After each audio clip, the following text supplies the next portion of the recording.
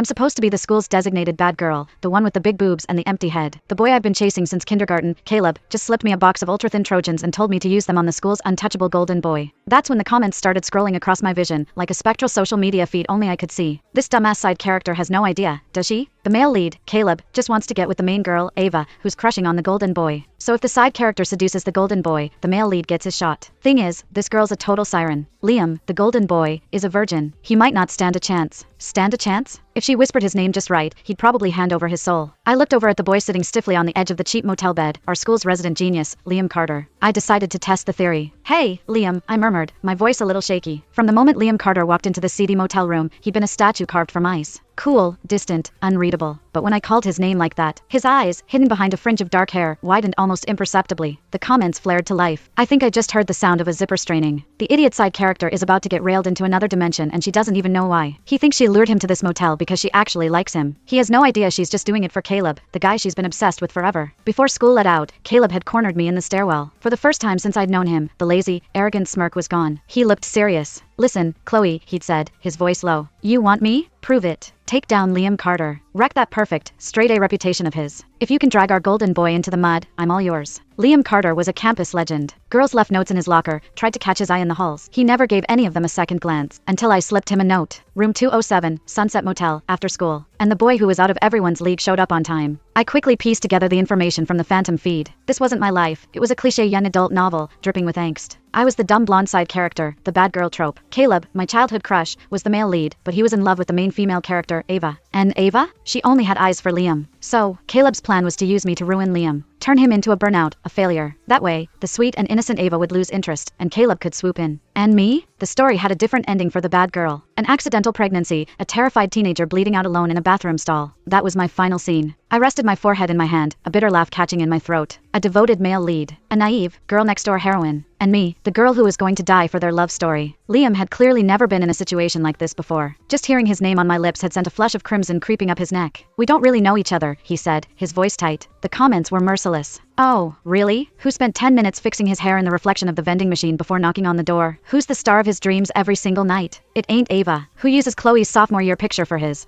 private study sessions? Liam, my man, you are down bad. I leaned in closer, my body brushing against his. The keys in his pocket dug sharply into